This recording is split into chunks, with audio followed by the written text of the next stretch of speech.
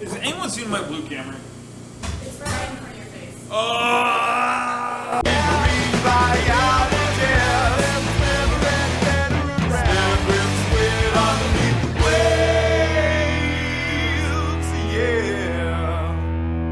Well, yesterday was a bad day. I mean, as much as one can have a bad day doing what you love in a place as beautiful as this, but it's probably the most stressful day I've had since graduate school. We're having those problems, those electrical problems with the pH probes in the tanks, and without being able to measure a constant, relatively accurate pH in the tanks, I really don't have an experiment. I absolutely need to get that figured out. Really, my summer research and the project that the 3 undergraduates are helping me with depends on that. Now, Chris can still do his research without that. He'll be fine. But that really needs... Yeah, I'm really kind of banging my head against that, and that's got me more than a little bit stressed out. I'm feeling a lot of pressure that I really want to get a good, large, get a decent data set this year, because I'm on the second year of a grant that expires this year. I'm hoping to get renewal on that, but just besides that, I want to keep my research going, just keep it productive and keep it, yeah. So, in addition to that, there's lots of smaller issues. My scientific collection permit lapsed yesterday, and I don't have the renewal yet, and really that's my bad, because I failed to submit the reapplication until too late. Are you sick? Submitted about 4 weeks ago. You're supposed to give them 6 weeks. It's my own dumb fault. And a plethora of smaller issues. I have a week to get my dossier for rank and tenure in, which is essentially a packet telling the university why they should bring me back on. And I haven't gotten nearly as much done on that as I should. But really the big things, the experiment is still... I need to get those pH probes solved today. So, here's hoping that today ends up going a little bit better than yesterday did.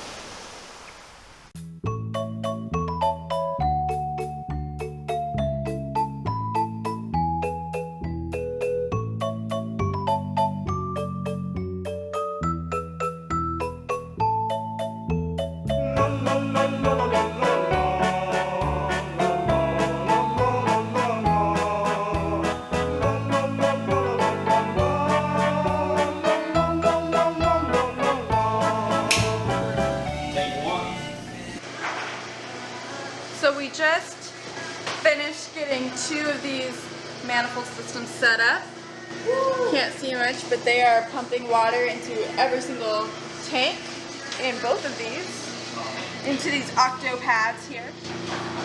And now all we need is octopuses.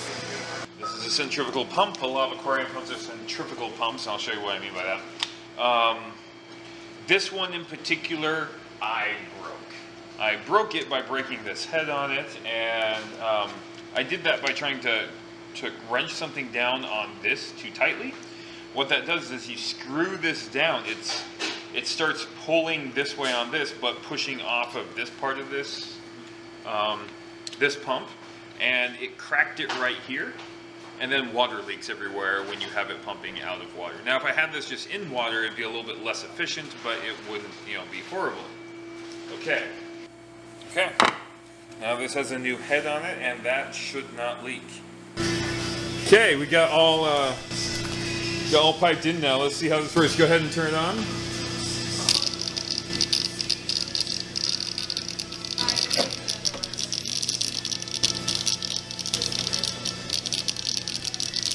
Get some water from here.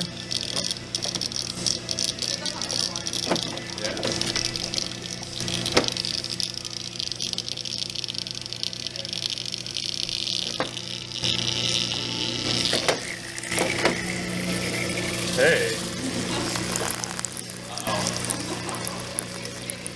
That doesn't look right.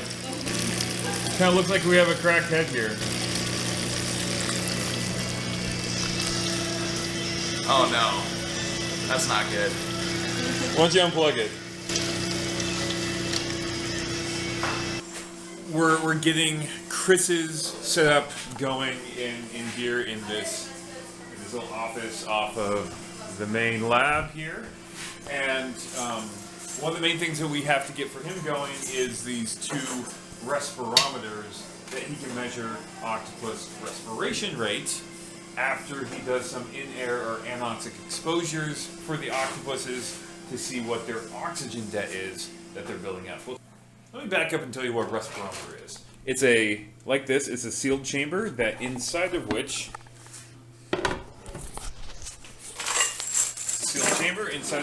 we put an organism. Once we put an organism, we seal it in there, and we can get an idea about how much oxygen that organism is consuming by either measuring the oxygen amount inside that respirometer, or which is called closed respirometry, or we can do open respirometry, where we flow water in, water comes out, and the difference in oxygen between the water that goes in and the water that comes out is the amount that the organism consumed. Now, that's what we're going to do, but with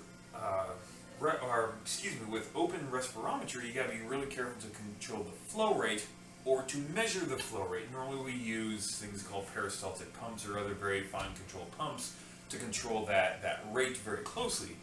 But you don't need to control it as closely if you are constantly measuring the flow and can adjust for it, which is what we're going to be doing. We've actually put flow meters onto our system so that now we can measure that. So we're going to be measuring flow in and out, and instead of using a pump, we're going to try to flow directly in from the system here into here and measure oxygen consumption that way. So I'm excited. We're going to get this going. Right now we are calibrating these handheld pH probes by sticking them in some known pH solutions of 7.00 and 10.01, and then we will be using a screwdriver to calibrate them with these screws on top. So Levi and Caitlin are currently in the titration lab doing the titration after we finally got the pH meter calibrated, and I'm working here on changing the pH of the M-Cresol purple. Sorry, it's blurry. And so what I'm going to do is take 10 milliliters of the M-Cresol purple, put it in this cute little flask. And then I've currently been in the process of making some concentrated sodium hydroxide to raise the pH. It's still mixing because I just added a couple more pebbles of sodium hydroxide to make it super concentrated, so I don't have to water down the M-Cresol.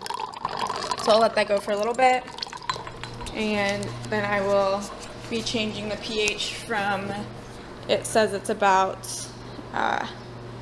pH 6.85 to 7.05, and Dr. Umpink wants it to be adjusted to 8.1 plus or minus 0.1. So that is what I am working on.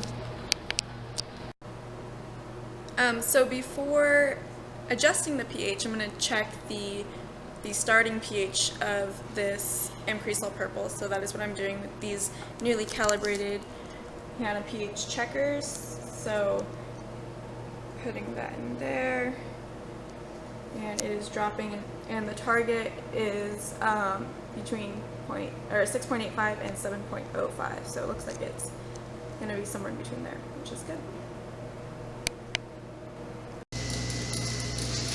Well, here are the beach lab tanks all set up as well, and it's official, every single last system that I have. Wait, what turn off this? Here we go. Don't want to turn off the outside light. Every single. There we go. Last system that I have is having the problems with the pH probes. So this was not the case last year, which is weird. As we started out last year, everything was fine. Checked them this way. We had no grounding issues, and now all of them. And I'm not exactly sure what to do about that. I'll be talking tomorrow, hopefully tomorrow, with one of my collaborators who knows more about this than I do, and hopefully we can nail this down. But right now, I think we could patch together something. We could use other methods to find the exact right pH, find the offset, make sure it doesn't drift, and program in an offset. I don't like that solution whatsoever, but maybe what we have to do. It might be something with these tanks, intrinsically with these tanks, that is doing it. I don't know.